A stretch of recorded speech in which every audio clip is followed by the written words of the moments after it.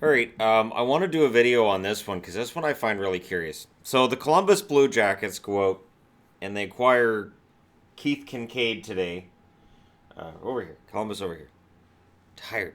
So Columbus gets Keith Kincaid today for a fifth round pick in 2022.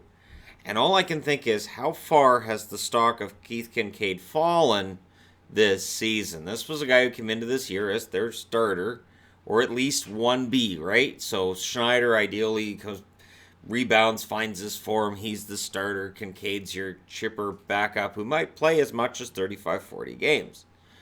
It really hasn't worked out with Hayes. I got Hayes on the brain. It hasn't worked out at all with Kincaid. Kincaid has a 15, 18, and 6 record and an 891 save percentage. That's that preview board coming in handy. And, of course, Mackenzie Blackwood was putting up really good numbers. Then Corey Schneider comes back from injury, and they kept Schneider. And they moved Blackwood down to the minors. Now, trading out Kincaid means Blackwood comes back up. I'm only wearing a Columbus jersey because, you know what? They're thinking outside the box. They are not trading Bobrovsky. We might look at this move and go, oh, I guess they're trading Bobrovsky, which was my first instinct. And yet, reading articles on this, Kekalainen saying we need goaltending depth. Kincaid provides us that, so the idea being Korpisalo and Bobrovsky are the goalies, but if somebody gets hurt, they have a third guy who can step in. I don't have a problem with that. It's an interesting way of thinking because, of course, you'd have to waive Kincaid if you're not going to keep him on the active roster. This means they're going to carry 3 goaltenders. So, barring some unforeseen trade with Bobrovsky, because at this stage it doesn't look like he's going anywhere, Kincaid is the number 3. I don't know. 3 goalies is strange because it almost never works very well. And again, I have to think all the way back to the Chicago Blackhawks of the late 80s for the last time that I thought it worked all decently. Panger was part of that trio. But yeah, and pretty quickly after that, this guy Belfort came along, and that annihilated the whole idea of carrying 3 goalies. Blah blah blah. You only needed 1 at that point. It was just Belfort. But it is interesting how Kincaid's gone from, a year ago. He comes in like a ball of fire. He helps propel the New Jersey Devils into the Stanley Cup playoffs.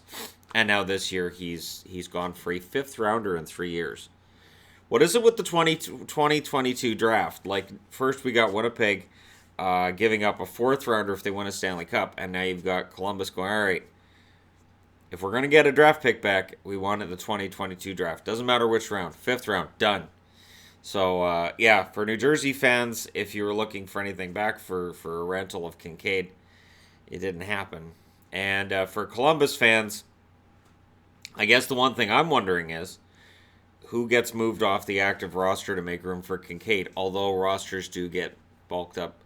I know there's the change in cap. I think the rosters get bulked up a bit after the deadline. Anyway, there you go. I want to know what you guys think, though, about this with Kincaid as a rental.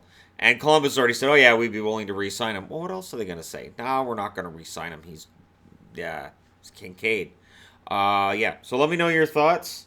Don't forget to hit like and subscribe. I'm watching the TSN stuff now. TSN's deadline at least has Kevin Bieksa talking about fights he's had over his career. It's a busy morning. This is why I think there's the trade deadline has way too many hours of programming for them to fill. It's too much. And unrelated, it sounds like the asking price from the Flyers for Wayne Simmons is way too high, and teams are like, yep, see ya. So there are other players too. The asking price is apparently way too high. So we'll see what happens. That does happen on deadline day. It's awkward how you'll see a player. You've played your last game, and then the team wants too much for him, and welcome back. You're still here. Awesome. All right, I'm done with this one. We'll take a look at what other moves take place today. I don't know. It could end up being kind of a quiet day because Stone, apparently the asking price is too high as well. Calgary and Winnipeg and Boston are apparently all out on Stone. They're like, nope, not doing that. So I think you knew Winnipeg was out on Stone, though, when they went out and got Hayes, right? All right. Done for now. We'll be back with live stream, barring other trades in between now and live stream. Thank you guys so much for watching. Don't forget to hit like and subscribe if you're browsing your way through. You just happened upon this video. I will talk to you again soon.